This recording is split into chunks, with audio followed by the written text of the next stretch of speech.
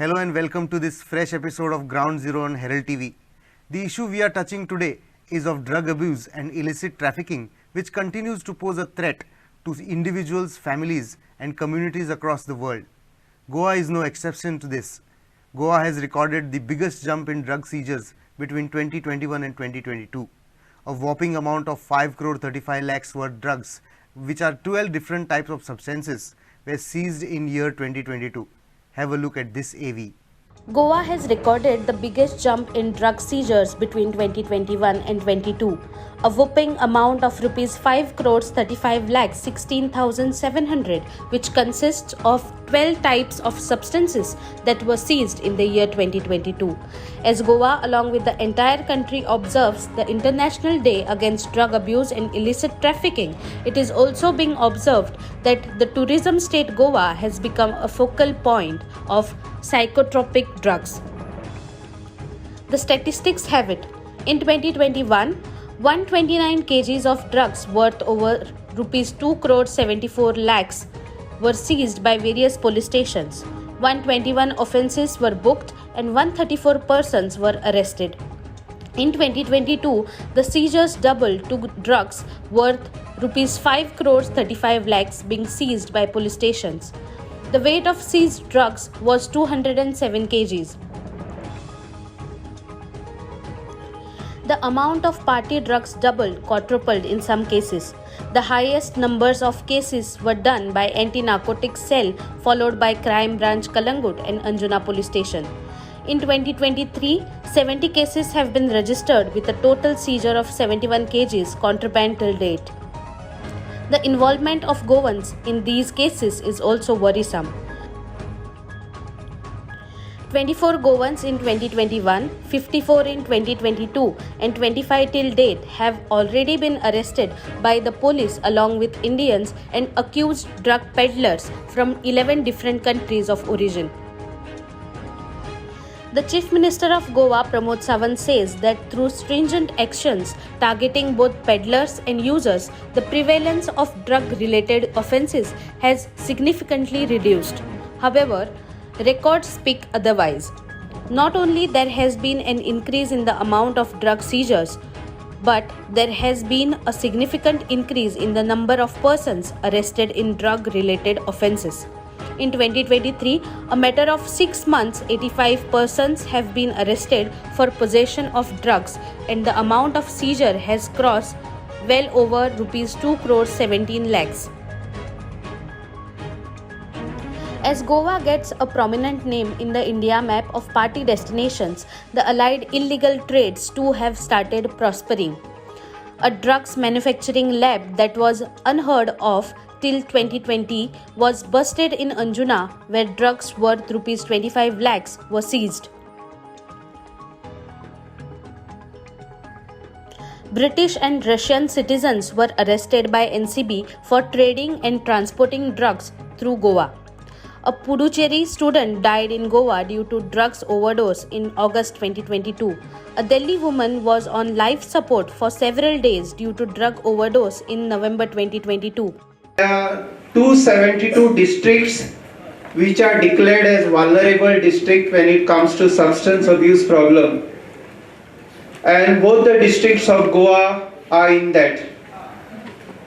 So this is for us, let it go in our mind very clear that this is something which is we should be taking cognizance. So this is an epidemic in the making. So you have alcohol, 1.3% of the total population, 10 to 17 years. Cannabis is fast catching up with 9%, 0.9%. When we started out, the gateway drug used to be, and it still is to some extent, tobacco. With a cigarette in your hand, you felt like a king. King, what is that? King, there was a cigarette called something, I forgot the name also. 8% of the population between 10 and 17 years. And my youngest addict in Mapsa is a 7-year-old, he is no longer there. He was using inhalants. That Erase-X, that's that liquid, white liquid, then glue, they smell glue. And then one of them used to smell petrol, used to steal petrol from the bikes and use that. So inhalant use also is an addictive problem, substance use problem. This is something as young as 12, so we have tobacco and pharma opioids is around 17.7%. This is an all India thing, it's not specific to Goa. All these type of addictions, tobacco, inhalants, cannabis, alcohol, opium, sedatives, heroin, injectables. These are some of the many evidences that prove that Goa is no longer just a consumption place but a manufacturing and also a conduit of transportation of drugs. Today we have with us the SP of ANC, Shivendu Bhushan. He is going to run through the entire figures of seizures that have been done and the number of cases that the ANC and the entire Goa police has done till date. What are the kind of figures that you are seeing this year? So in the year 2022, we registered, we meaning entire Goa police, all its units, we registered around 155 cases. And the total value of seizure of various kinds of drugs, that amounted to around 5.35 crores. In this year, I have data till 23rd of June that we have compiled. So far we have registered around 70 cases. The value of seizure is at around 2.17 crores and the number of arrests that we have made so far is 85. So it has been seen that a lot of foreign nationals also are there in this entire trade. What do you have to say about any observations you have made on that? So last year around 30 foreigners were arrested out of total 184 accused that we arrested. This year again the proportion is almost same.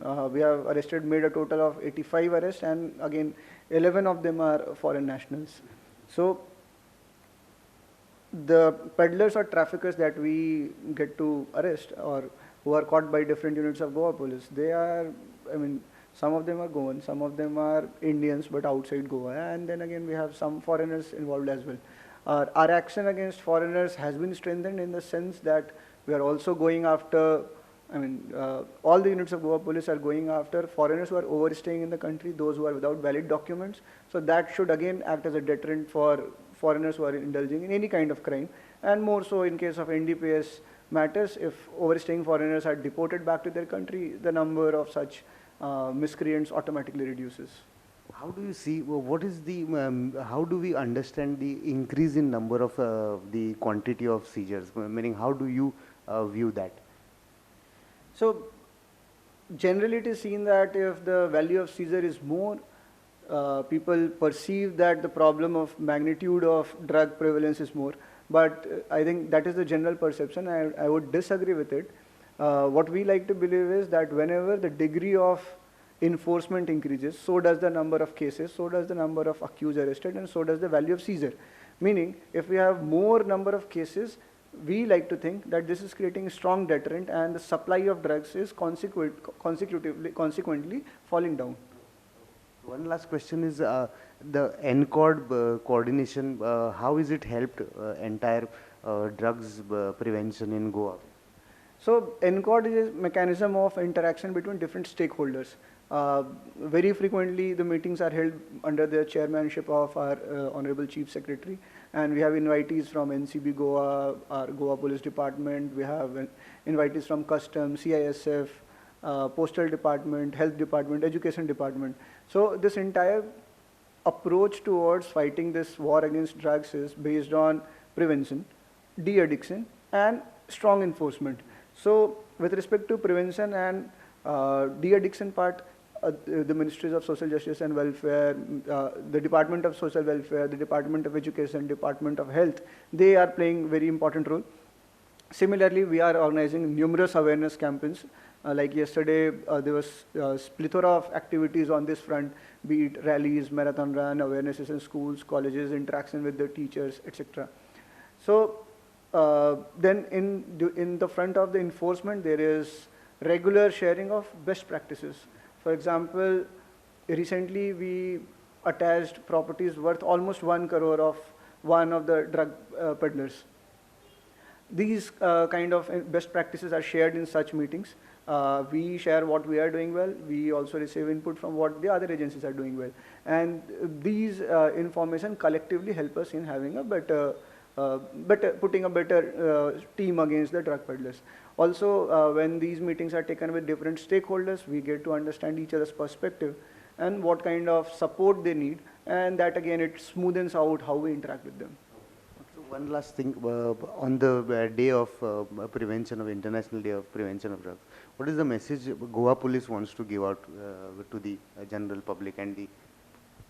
So the message is very clear: say no to drugs, because what consumption of drugs may seem on the surface, there is much more to it. There is immediate mental health harms, immediate social interaction harms, immediate health harms, immediate or maybe long-term monetary loss. And what is generally not visible is the kind of harm it does to the national security. The mechanism and the funds that are being mobilized through these NDPS activities, they are used for all kinds of nefarious activities. So my only message is that we have to have a zero tolerance for drugs, and at the same time, any of the people who have become addicts, we should have a very non-judgmental approach towards them. We should provide them with an empathetic place wherein they can come up, share their problems, and we'll try to solve those problems based on whatever intervention facilities we have with the de-addiction camps as well as our government hospitals. Today, on the day of prevention of drugs and illicit trafficking, we have with us in the studio Peter Borges, who is the president of Human Touch Foundation, who puts a lot of work into the prevention of drugs and getting people out of drug addiction and other substance addictions. We also have Sandhya Chavan, who works closely with Peter in his NGO, and we also have Masuma Sheikh, who work together in prevention, in helping prevention of drug addiction amongst the youth. I'll start with Peter Borges, who has put a lot of work through Human Touch Foundation, and we'll speak about how he gets people out of drugs through his work. Peter, what do you have to say about the work of your Human Touch Foundation? So basically, Human Touch Foundation, for us, the focus now is on prevention. As we know that drug abuse has become a big concern, especially among young people. So we are focusing more on drug demand reduction, that's primary prevention programs, basically with the focus of building resilience in young people so that they don't take drugs. So in this year's theme also talks about strengthen prevention, and what we foresee right now is that we need to build up a good prevention program, not only one-off events or some scattered events somewhere, but a sustained action, sustained behavior change programs which can bring down the prevalence of drug abuse among young people. The age group that you see these kind of addictions, what is the age group of youngsters, or what are your observations in that? So basically what we see right now is again of serious concern. We see that young people, the debut age for initiation of drug has even in 8th and 9th standard. So which is why we always say, like, we need to focus more on prevention, because if that's the age where initiation starts, then quickly they graduate to more harder forms of drug abuse, even to the extent of injecting drug abuse. So to prevent that, we have to start early intervention. Early intervention is the key word, prevention is the key word, and this should resonate with the focus of the campaign, the focus by everyone. Prevention is the buzzword, prevention is the keyword. Sandhya, you have been working with Human Touch Foundation for closely for a long time now.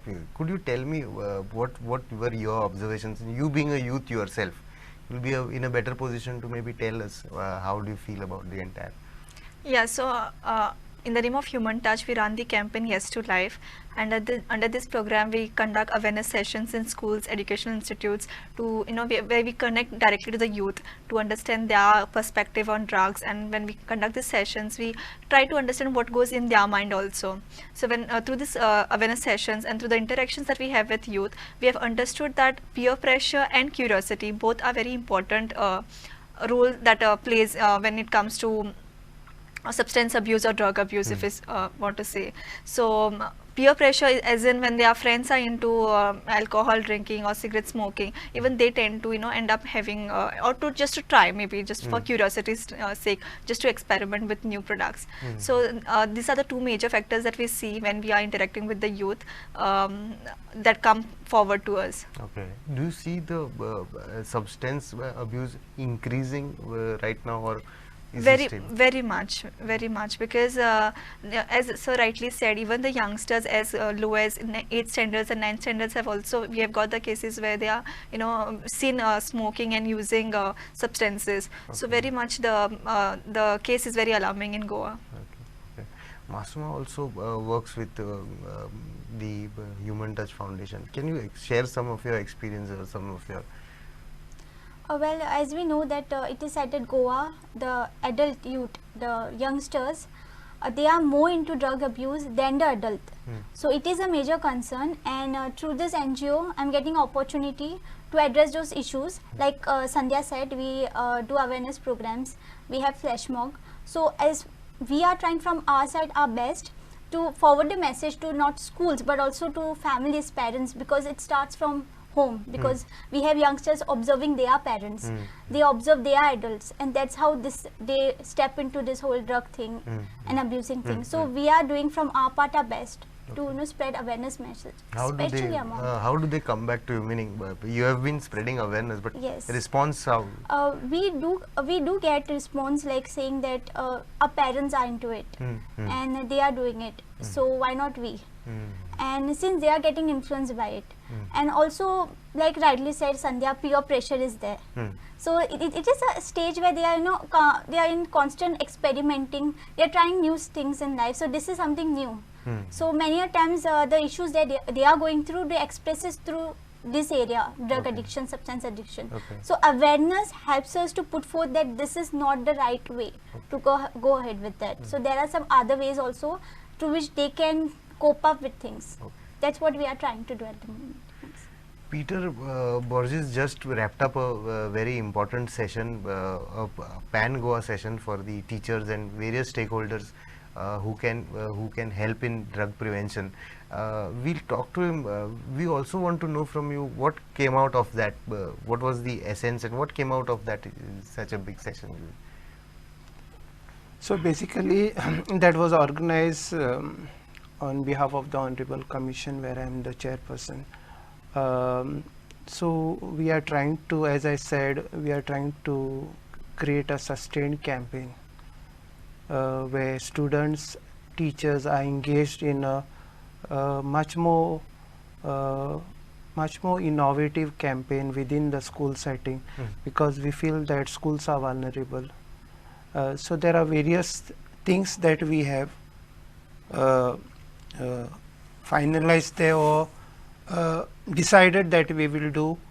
One is to monitor the environment surrounding schools, especially for outlets where drugs, even alcohol, or even for that matter cigars, which is against.